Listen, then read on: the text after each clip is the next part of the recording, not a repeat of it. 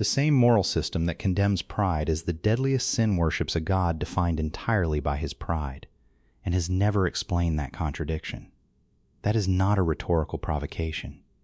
It is a specific argument Friedrich Nietzsche made On the Genealogy of Morality in 1887 with textual support, and it has not been satisfactorily answered in the century and a half since. This video is an examination of that argument. The target is the philosophical structure, not the people who hold it, not the comfort it provides, not the communities it builds. The argument. Here is the contradiction, stated with precision.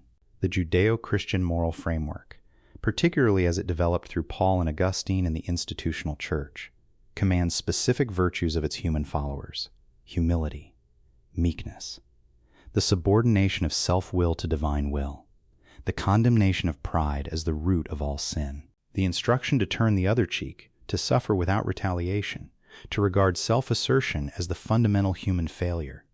These are the commands directed at people. Now look at the God who issues them.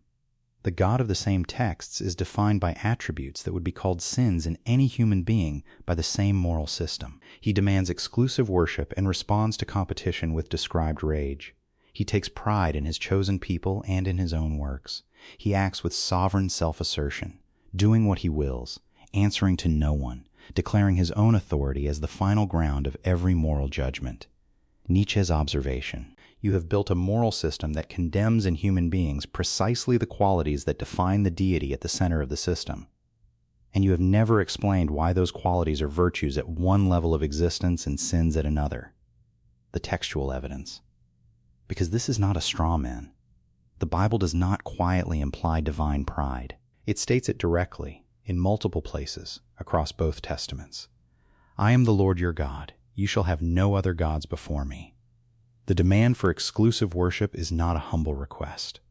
It is the assertion of supreme authority, delivered with the explicit statement that the consequences of noncompliance are severe. For I, the Lord your God, am a jealous God. The word used in the original Hebrew, kana, carries the same emotional weight it carries in any human context. Jealousy, in human beings, is consistently described in the same tradition as a moral failure. It is possessive, it is self-referential, it demands that the other exist primarily in relation to you. When the prophets speak of God's wrath, they are not describing a calm administrative response to a rule violation.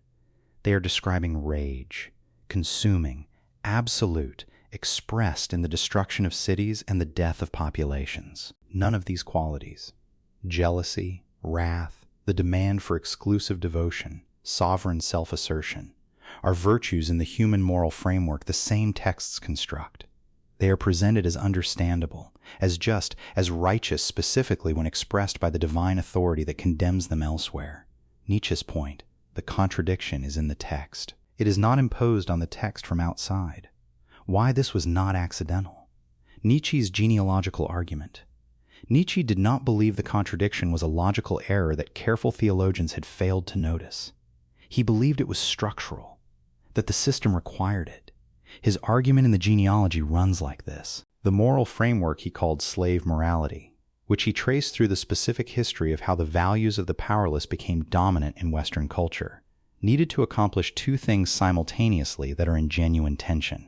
It needed to suppress the self-asserting qualities in the population that would make challenge to authority possible. Pride, strength, willfulness, the independent assertion of your own judgment against an established order. These had to become sins, because a population that regarded them as virtues was a population that could not be governed by a system that depended on submission.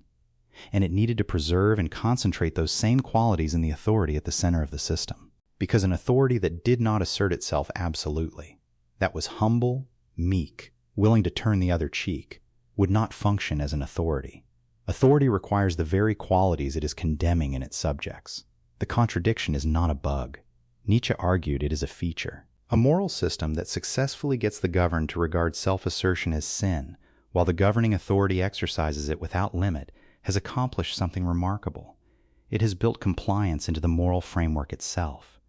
The moral inversion. What this produces in the person who internalizes it. A person raised inside this framework learns a specific and peculiar relationship to their own strength. Self-assertion feels like sin. not just when it is genuinely excessive, but structurally as a category. The feeling that wanting more than you have is greedy, that being confident in your own judgment is prideful, that standing up for yourself against an authority is rebellious in a morally loaded sense.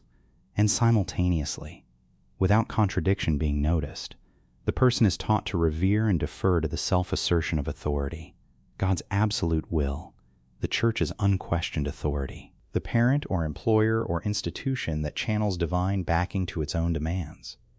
The result is a person who has learned to regard their own strength as morally suspect and others' strength as morally legitimate, who apologizes for wanting, who experiences the normal human drive towards self-determination as something requiring confession and correction. This is not a small psychological effect. It is a foundational orientation toward oneself that shapes every significant decision a person makes across a lifetime.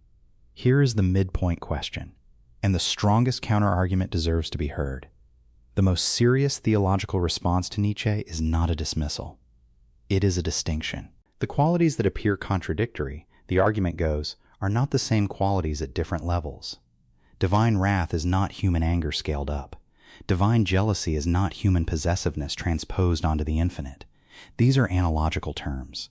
The language is borrowed from human experience to gesture at realities that transcend human categories. God's strength is not the same thing as human pride. To condemn one and permit the other is not contradiction. It is recognition of a categorical difference in kind. This is a serious argument. Nietzsche engaged it directly. His response, the categorical distinction is asserted but never demonstrated. You are told that divine wrath is qualitatively different from human wrath, but the textual descriptions of divine wrath use every human marker of emotional reaction, including the consequences in the world that a genuinely omnipotent being would not need to produce to make a point. The distinction is invoked to resolve the contradiction, not to explain it. More fundamentally, the moral commands issued to human beings are not accompanied by the instruction to disregard them when the qualities they condemn appear to be useful. The condemnation of pride is absolute. The exceptions are not marked. The framework does not say, pride is sin, except when pride is being exercised by an authority, in which case it is righteousness. That distinction is imported by the interpreter to resolve an inconsistency the text itself does not acknowledge. The secular inheritance, why this matters beyond religion. Nietzsche's challenge would be historically interesting, but personally irrelevant if this contradiction had stayed inside theological frameworks and been resolved when those frameworks were abandoned. It did not stay there. It transferred. The secular moral frameworks that replaced religious authority in the 20th century, across the political spectrum, inherited the same structural move. The qualities condemned as sins in ordinary people are exempted when exercised by the right kind of authority, the strong central state that condemns individual self-assertion, the ideological movement that regards questioning the collective as betrayal, the institution that demands humility of its members while exercising unconstrained authority itself. These are not religious frameworks, but they are running the same structural program that Nietzsche identified in the genealogy. The suppression of self-assertion as a virtue in the governed, combined with its legitimization as authority in the governing. You have lived through enough institutions, corporations, governments, civic organizations, family structures, to recognize the pattern without a philosophical framework. The person inside the system learns that their self-assertion is suspect, and the system's self-assertion is legitimate, and the moral framework they have internalized does the disciplining for the institution without the institution having to do it directly. That is what Nietzsche considered the lasting effect of the specific contradiction at the center of the framework. It does not disappear when the framework does. It lives in the people the framework shaped. What the contradiction costs, the personal implication. If you have spent decades inside a framework that told you self-assertion was pride, that wanting recognition for what you built was vanity, that standing firm against an authority was rebellious, and you are now in the later decades of your life looking back at the decisions that shaped it, the question is worth asking. How many times did you not speak because the speaking felt like pride? How many times did you accept less than you deserved because claiming what you deserved felt like sin? How many times did you defer to an authority that was wrong because the moral framework you had internalized made deference feel like virtue and challenge feel like failure? Nietzsche was not asking these questions to make you regret those decisions. He was asking them to make the framework visible, because a framework that is visible can be examined. And a framework that can be examined can be assessed honestly, kept where it serves you, and released where it does not.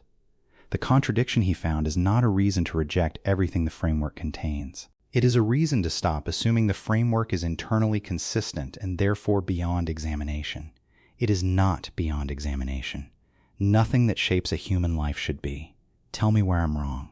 Comment section is open, and I read every one of them. Subscribe if this actually made you think. Philosophy every week. No fluff, no motivation posters.